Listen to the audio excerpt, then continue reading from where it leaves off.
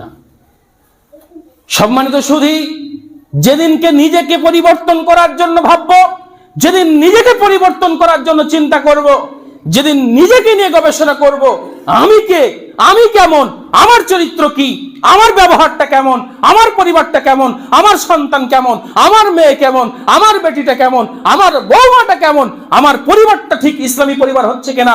আমাকে আল্লাহ ডাক দিয়ে বলেছেন যে তুমি তোমাকে নিজেকে জাহান্নাম থেকে বাঁচাও, তোমার পরিবারকে জাহান্নাম থেকে বাঁচাও। তোমার যে দায়িত্ব কর্তব্য তোমাকে দেওয়া হয়েছে, এই দায়িত্ব কর্তব্য সম্পর্কে কিয়ামতের মাঠে জিজ্ঞেস করা হবে। শোনেন, আপনি যদি হাজি হন, আপনি যদি ফজরের পূর্বে উঠে তাহাজ্জুদের সালাত পড়েন, তারপরেও আপনার পরিত্রাণ হবে না। আর তাহাজ্জুদ পড়ে আপনি পরিত্রাণ পেতে পারবেন না যদি কিনা আপনি আপনার দায়িত্ব কর্তব্য পালন করেছেন।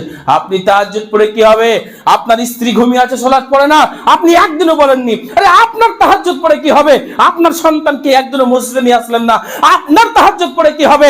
আপনার মেয়ে বেপরদা, নির্লজ্জ, বেহায়ার মতো রাস্তা দিয়ে চলাফেরা করেছে, আপনি একদিনও বলেননি। আরে আপনার তাহাজ্জুদ পড়ে কি হবে? আপনার তাহাজ্জুদের কোনো মূল্য নেই, 5 পয়সা আল্লাহর কাছে মূল্য হবে না যদি আপনার পরিবারকে আপনি কন্ট্রোল না করেন। আপনি দায়ুস। আল্লাহ রাসূল সাল্লাল্লাহু আলাইহি ওয়াসাল্লাম বলেছেন, আদ-দায়ুসু লা ইয়াদখুলুল জান্নাহ, দায়ুস কখনো জান্নাতে যাবে না। দায়ুসকে দায়ুস হচ্ছে ওই যে তার পরিবারের মধ্যে, তার বাড়িতে বেহায়ের সুযোগ দেয়, নোংরামির সুযোগ দেয়। ফি আহলিল খালাস, যে নোংরামির মানে করে তার পরিবারের মধ্যে নোংরামি করার সুযোগ দিচ্ছে। তার মেয়ে বেপর্দা চলছে, কিছু বলে না। তার বৌমা বেপর্দা চলছে, কিছু বলে না। তার স্ত্রী বেপর্দা চলছে, কিছু বলে না। পরপুরুষের সঙ্গে গল্প করছে, কিছু বলে না। পরপুরুষের সঙ্গে মাছ কিনছে, কিছু বলে না। পরপুরুষের সঙ্গে সবজি কিনছে, কিছু বলে না। আরে নির্লজ্জ বেহায়ার মতো আপনার স্ত্রী চলে গেছে সবজি কেনার জন্য, আপনার স্ত্রী চলে গেছে মাছ কেনার জন্য। আপনি কি মারা গেছেন? আপনার শরীরে কি পুঁজ আছে?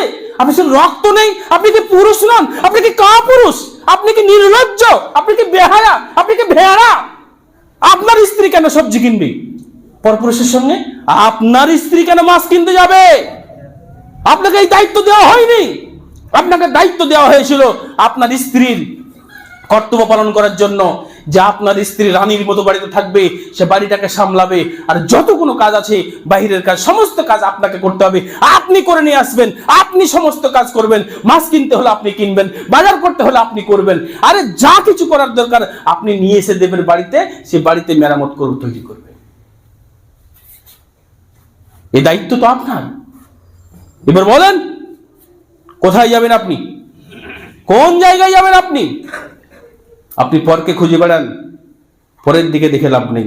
বুকে হাত দিয়ে বলেন তো, আপনার স্ত্রীটা কি পরপুরুষের কাছে বাজার করে না?